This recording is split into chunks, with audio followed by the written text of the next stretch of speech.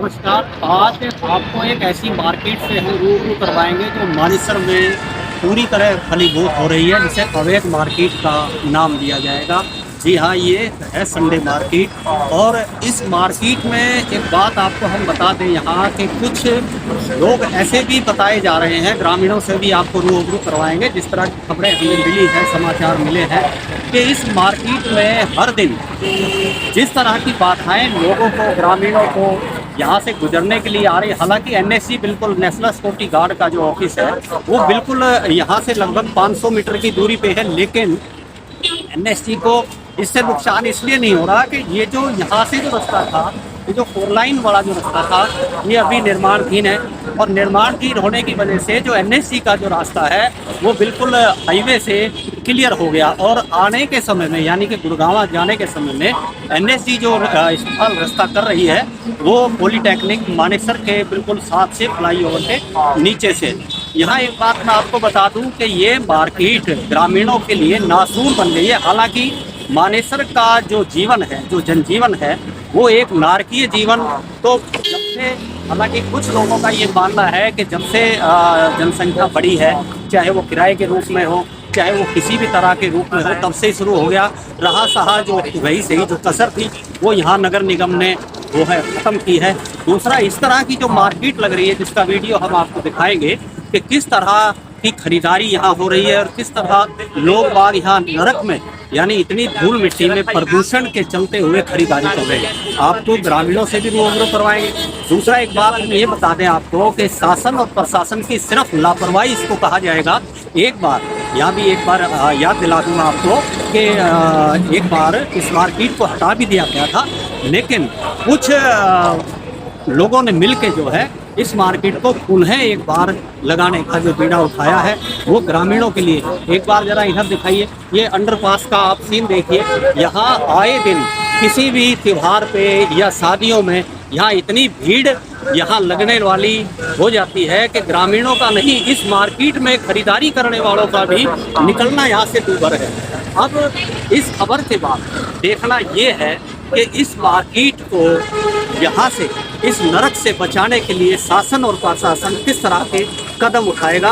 आपको हम वीडियो में दिखाएंगे कि किस तरह लोग यहाँ खरीदारी कर रहे हैं। कुछ खरीदारों से भी आपको रूबरू करवा दें कि क्या यहाँ पे वाकई सस्ता माल मिलता है जो गांव में नहीं मिलता, या रेहड़ी पटड़ियों वाले जो है वो खरीदारी जो करने आते हैं लोग, उनके लिए कुछ सामान बहुत सस्ता देते हैं। इस बात में भी आपकी हम दिलचस्पी देखना चाहेंगे। आप खरीदारी करके आए यहाँ से, क्या खरीदा आपने? मैंने एक कंबल खरीदा था। अब मार्केट में जो 500 के इधर 100-150 का मिलता है, लेकिन वो काला बाजारी है ये। मान ले इधर से आता है, उधर काला बाजारी है। तरह तरह की सब्जियां हैं। तो आप ऐसा, जब आपको पता है कि 500 की चीज़ यहाँ 100 में मिलती है, तो क्यों खरीदते?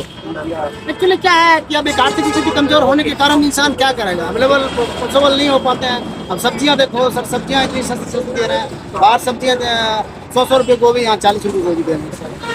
केले पके हुए ऊपर से गंडे हेरड़े होते हैं और भड़कता पका हुआ केले यहाँ तो ये सब काला बाजारी है सर, ताकि जनता परेशान हो, बीमारियाँ ज़्यादा हो सर। चलो कोई बात नहीं, काला बाजारी बताई जा रही है। काला बाजारी यानी जो कस्टमर हैं, जो ग्राहक हैं, वो भी इस चीज़ को मान रहे हैं, लेकिन फिर भी पता नहीं क्यों इस तरह की अवैध मार्केट दिन रात खुल रही है। हमारी गुजारिश है ग्रामीणों के माध्यम से, मानेसर व आसपास के निवासियों के माध्यम से, आपको ग्रामीणों से भी रूबरू करवाएंगे इस मार्केट को लेकर उनका क्या कहना है। लेकिन फिर एक बार पुनः भावी मानेसर समाचार पत्र व चैनल के माध्यम से हमारी शासन प्रशासन से गुजारिश है कि इस तरह मानेसर के इस जनजीवन को नारकीय न बनने दें, और जो ये अवैध मार्केट चल रही है, ये जो नासूर आए दिन बढ़ता जा रहा है, इससे शासन प्रशासन निजात दिलाए तो खुशी के साथ। अब जैसा कि हमने आज से कहा था कि ग्रामीण हैं और मानेसर के निजी दुकानदार हैं जिनकी पैतृक ज़मीनों में अपनी दुकानें हैं, उनसे इस मार्केट के बारे में राय जानना चाहेंगे कि क्या ये मार्केट उचित है और वाकई क्या इस मार्केट में सामान सस्ता और टिकाऊ मिलता है। हाँ भाई, ये तो हमारे गांव के लिए तो मेरे नुकसान को फायदा वाली बात नहीं है। दर्शक की बात इसमें ये है कि रास्ता रुक जाता है, अगर कोई बीमार भी हो जाए तो रास्ता निकलने नहीं है, ये सच्ची बात है। और रही बात है कोई फायदा ये भी नहीं कोई हर को सस्ता ही माल मिले है। और उनमें सबसे मोटी बात ये है कि इनके लगने से यहाँ इतनी धूल हो जाती है रात को इतना शाम के हो जाता है इतनी हालत तो वही नहीं बन रहा तो किसी वगैरह का कोई फायदा नहीं है और ना मुना इससे कोई वो ले लो मेन बात ये क्योंकि फायदा कुछ नहीं है। यानी जैसी बात आई वीडियो में कि धूल मिट्टी है, तो ग्रामीणों का यहाँ रहना भी दूभर है इस अवैध मार्केट।